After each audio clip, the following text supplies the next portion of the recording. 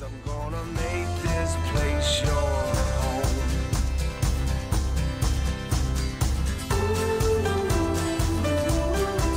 Thank you, Mae, and thank you for sharing your story. A tough one to tell, and sometimes hard for us to hear as service providers, right? I mean, we like to hear the good evaluations and how our services are working for families, and it's tough for us to hear how we are sometimes part of the problem in creating barriers to people accessing services. We want to have some interactive time with Mae, and if you've got some questions, remember you can text them to 703, start with 604, 703-6876. We did have one comment so far. At Chihuahua, went to an honoring dinner for men coming out of treatment. The elders all stood and welcomed them back and honored their work individually. So powerful. Working with people in relapse prevention, I knew this would have helped my clients so much. I mean, that's wonderful. There's community there, and there's, you know, the welcoming and the health pieces there. I mean, I don't need to say more than what they've said. Thank you for that. As we work on every door being or becoming the right door,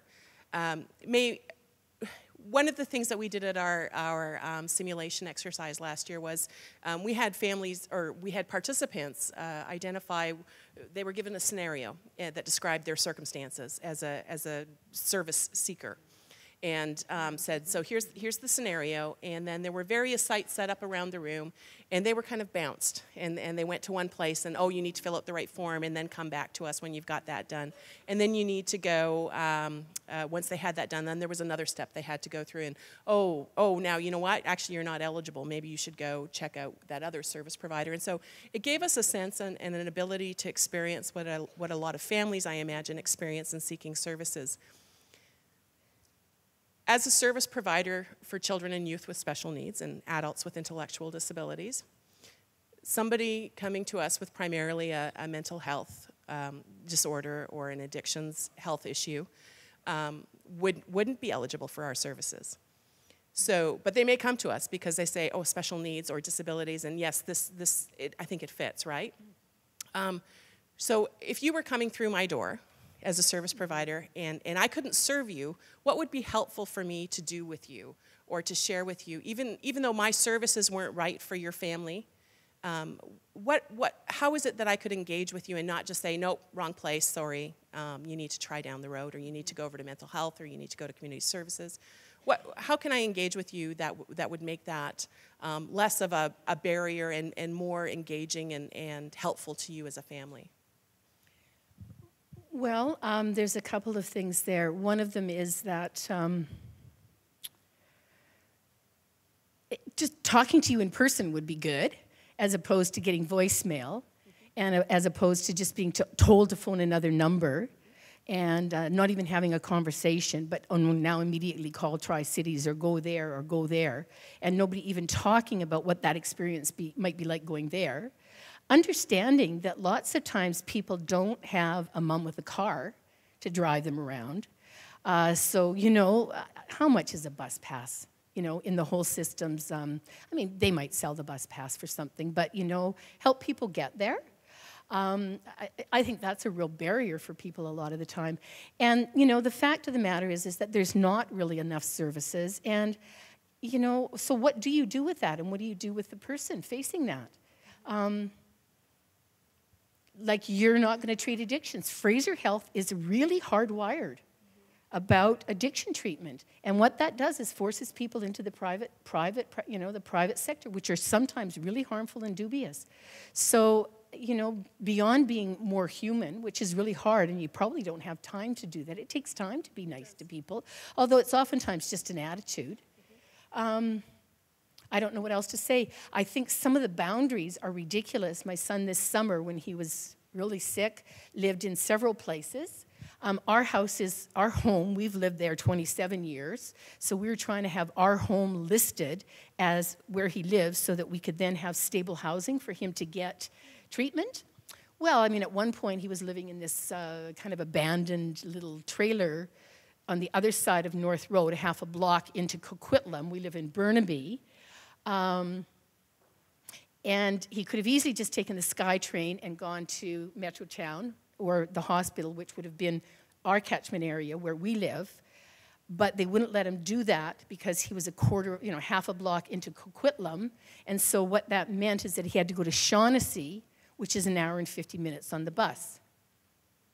And what do? You know what you end up doing? You end up lying. Oh, yeah, he lives at home.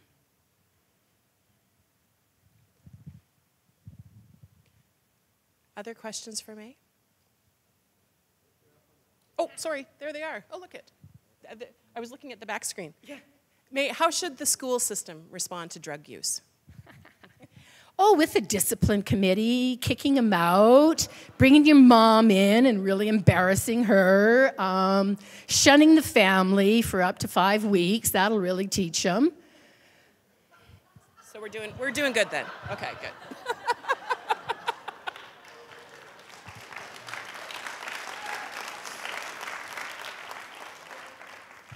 At a time when a person needs the whole community to give him, embrace him, and the family needs contact, they go, well, you did this, and you're going to have to be out for 5 weeks, 3 weeks, 2 weeks. So what do? I would beg them. Like, what about if he does stuff around the school? What about the counselors didn't want to talk to him? They actually wanted him out of the school because, he was a bad influence. He was 14, 15, but he was a bad influence.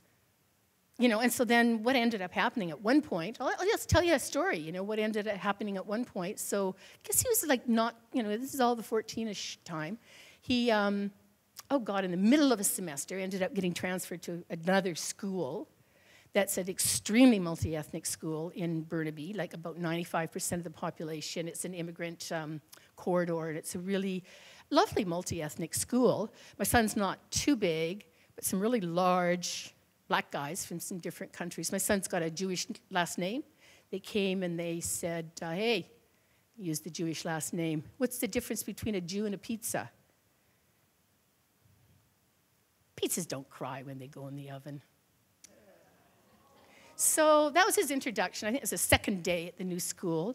The vice principal, it's kind of their job, or a counselor. Nobody kind of said, how are you doing?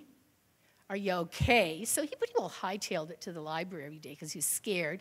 And then very shortly after that, we'd make his little lunch, drive him to school. He'd go right out the back of the school, and that's when he really hooked in with a group of kids that were very drug involved and never went to school. And then they would phone us every night.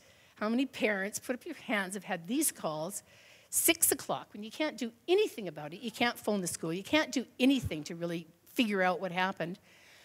Your son or your daughter has missed 1 or more classes today.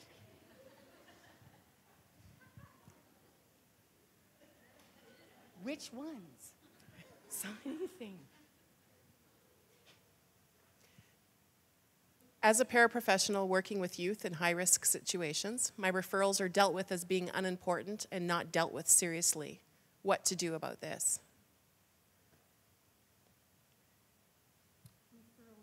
Referrals to where? Because there's nowhere to refer people to, so that's one question. But I'm not trying to be Can you? facetious Yeah, here. no. Can you text a clarification?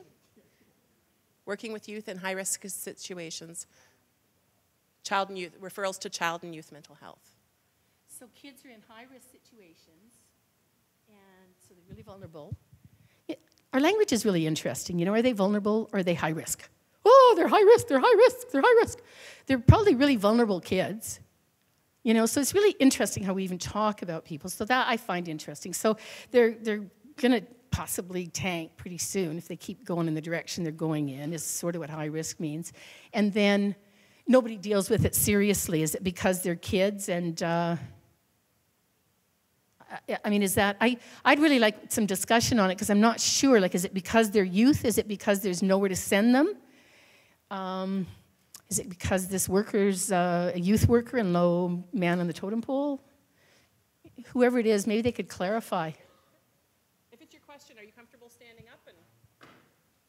Yeah.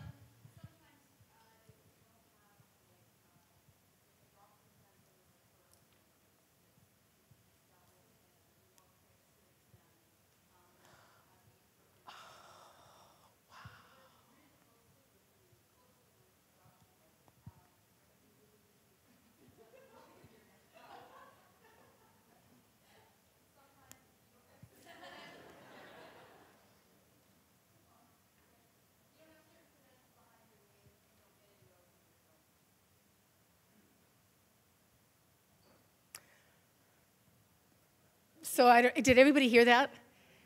So if you're a doctor, possibly a male doctor, but a doctor might help, might not. Maybe it doesn't, But a doctor, boom, they listen to him. If you're a youth worker who really knows the person well and you know what they need, the referral doesn't go as fast and as cared for as if it was a doctor. So I don't know, team up with a doctor. Get doctors to make, or bring it out. I'm not sure how to change this system. I'm not seeing the kind of communication channels that I think are necessary. I'm just going to share with you that on Tuesday of this week, I went to a really interesting session at Vancouver Coastal Health, and it was interesting to me in two ways. One is that what they did is they brought all their mental health and all their addiction workers together on 2 staff days. And they're really, really trying to do that culture shift, what can we learn from each other? What can we share with each other? What do we need to keep for ourselves? Because some people don't need mental health. They really just need addictions, and likewise with mental health. But there's way more than we think that need both, that have concurrent disorders. So they brought these people together in a very nice session, had really good speakers, gave them 10 minutes. And then also had family involvement. And they got a really good family involvement policy, and there was a whole bunch of senior people from the health authority there. And so maybe one of the things that you do is try to organize something like that so that health authority people actually have to listen to what are some of the problems. Because really, I know what you're talking about. If you're a caring youth worker, you should get doors open for you, talking about opening doors. Or team up with a doctor. Thank you. Thanks, Mae. I know that as we work on this agenda of every door is the right door, it's certainly one thing we're trying to do within the community, not just within mental health and addictions, but across services for children and youth, and to figure out ways that professionals and service providers can link together and better work together for the ultimate goal of better service to families and individuals. Is it really a good idea to change the privacy policies? There are many things that I would never tell if I knew that my mother was going to be told at the end, and I would still be unable to tell them today. Well, look, okay. So another thing that Coastal Health has a new policy out on how to deal with the privacy policy, and I would really encourage you to get a hold of Sue Gary's, Mary Marlowe, to get that policy, because I think they've done an excellent job on it. For one thing, you're not violating somebody's privacy if you tell them things. So one of the things that families should be able to do is say things like, he fell on his head 10 times, and it might have something to do with that, or, he is being still really violent. You should know, or, things about mental illness parts. So it's not being a fly in the wall. I don't want to ever sit in on one of my son's groups or, therapy sessions. There's things that he has that are private, but it's real high-level stuff. So for one thing, for families to be able to talk, and I don't think that violates, it certainly doesn't violate the FIPA privacy. And then I also think that people really need to sort of talk about revisiting it. I really realize at certain stages of people's illness that they don't want their families involved, that there's a really strong reaction to it, that there's a real need for that secrecy, but it should be visited, fairly frequently, not every day, but once a month, every 2 months. What's your safety plan? What's your plan for now? Are you never gonna let your family in, or how could you let them in? So having those kind of conversations, remembering that at the end of the day, you're going home at 5 o'clock and the family's there 24/7 and for a lifetime. What are you doing? What are you gaining compared to what you're losing? People say so many people in addiction in the downtown east side, they don't have any families. Well, how did that happen? Maybe some of it's the behavior and some of it's the system pushing families away. So, and remember too that, if you're pushing families away, help them somewhere, give them somewhere to go, so that they can sort of deal with their own lives as well. It's a very controversial issue, but I think people make way too much of it. I don't want to, and oftentimes what I would find is I actually knew more about his drug use anyway than his counselor, because we have a fairly honest relationship. And I mean, we strive for an honest relationship. And that's a really important piece of curing somebody from addictions is honesty. So think about what you're doing and what you're getting out of it in terms of power in the privacy thing and what you're compromising in terms of long-term therapy. And I'd be glad to rebut that.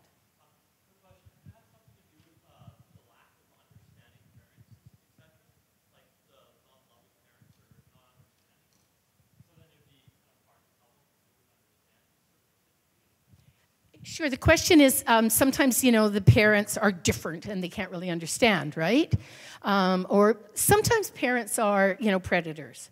And sometimes parents are really abusive. And sometimes parents are just not present and they don't want to be involved. And I think all of that should be respected. I'm not saying, you know, one size fits all. But I'm saying don't start from the assumption that parents are a problem. Start from, you know, the assumption that there's possibly some assets to be gained here. And you're never going to know that unless you talk to them. You know, like, oh, you're not like that. Well, thank you for That's often a rubbing point, especially in serving adults, where the rights of the individual, the adult, come up against the wishes and the desires of the family. And as service providers, you're right, we need to recognize that families are the enduring relationship for that, and they're going to go the long distance with that person. Where we can facilitate cooperative working together is only going to serve the individual, in most cases, better in the long run. One more question, Mae. I'm wondering, in your opinion, what role can 12-step support groups like Al-Anon have for families and friends of addicts and alcoholics? I've gone to way more groups than my son. I've gone to way more therapists than my son. My husband and I have gone to a lot of Nar-Anon groups. And, you know, I think Nar-Anon was very helpful to us for a period of time. Really helped us to sort of understand what was going on, not feel like freaks, set some boundaries, start learning to look after ourselves. One of the slogans of Nar-Anon is take what you want or take what you need and leave the rest. And so we moved out of that, and there's many other kinds of groups, you know, ones that explain what addiction is or whatever, and those are useful. There's lots of support groups. So I think this is one piece in the puzzle for a lot of people, and I think some people go to, you know, Al-Anon or Nar-Anon for like 53 years or something, and their family members been, you know, not using for 50 of those years. So it really works for some people. There is, however, so what I don't like about it is the assumption that everybody has to do 12 steps and everybody has to go to Nar-Anon, because it doesn't work for everybody. I mean, there's some people that cannot take that kind of step process. They don't like the group work. It's very distracting to them to be in groups. They pick up really all the irritating and weird ideas that oftentimes float in a group. And so what we really have here is a situation where we're saying, oh, well, you know, the assumption is everybody, if they're going to, you know, move away from drugs, has to go to a 12-step group. And I think that's a wrong assumption. It works for some, but not everyone. So no one size fits all. So I think these groups, they're free. They're all over the place. You can get them any time of day or night. You can oftentimes make friends out of them. And oftentimes it doesn't work for you. And all the Nar-Anon and Al-Anon groups are different anyway. So lots of place for that. And other groups. And other people. In hindsight, referencing your story with your son, were there indicators of his mental illness before he started self-medicating? And what should we be watching for? This becomes... yeah, there were. You know, there were, but we didn't, you know, I mean, raising a boy who's a real big risk taker and, you know, very impulsive and, you know, a number of characteristics and, you know, up and down and so on, who knows, like, you know, a boy in a school system, I mean, who wouldn't behave like that? So, you know, we did see some things, but we thought it was like just maybe normal. I'm going to say this, that, you know, our son is actually adopted, and we know the biological parents, and this would be a good piece of information maybe for somebody to just ask us sometime. And the biological parents both, you know, had mental health and addiction issues. So that was another reason we took him to mental health. We felt that there was probably some real background here as well.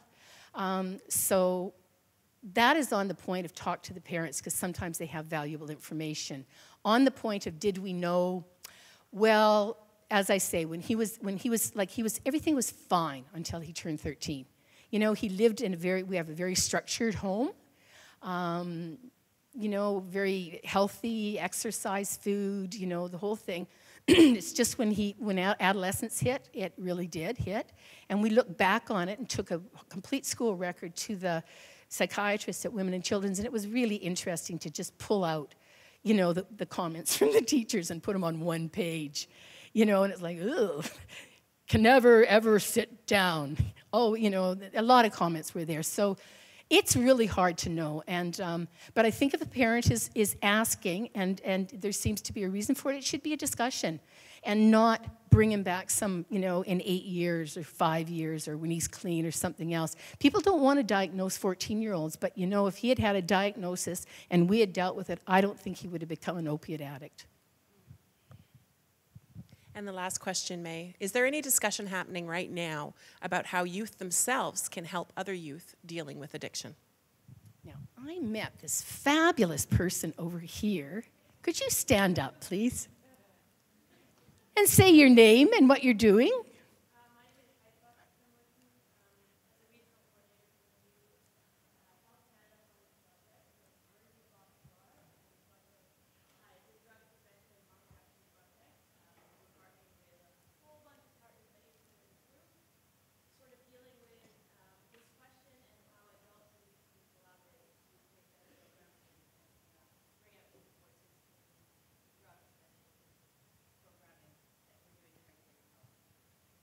Thank you. And is there anybody else? I think there's a booth at the back about youth. Oh, oh, you can't hear it. Can I get you to say that again into the mic? Sorry, I don't think any. Is yours not working, Todd? Oh, sure, come on. I'm up here. Oh, here. Good morning. My name is Haifa Abishini, and I work as a regional coordinator for a new project that's funded by Health Canada that runs from Burnaby to Boston Bar. It's called Valley Youth Partnership for Engagement and Respect. Many of you in this room probably know Brian Gross, and Brian Gross is working sort of the head of this project. And there's a lot of people in this room who are already doing a lot of this work. The project is based on youth-adult collaboration for drug prevention and harm reduction, and really getting youth voices to the table to be able to better provide services for youth from a social determinants of health perspective. excellent. And you have a booth here? I don't have a booth. Oh. I have many cards, and we have Excellent. a website. It's viper.ca, and I would be glad to speak to as many people here as possible today. Viper, V-I-P-E-R? V-Y. Y. Thank you. Viper.ca. Yeah. Thank you very much. You good?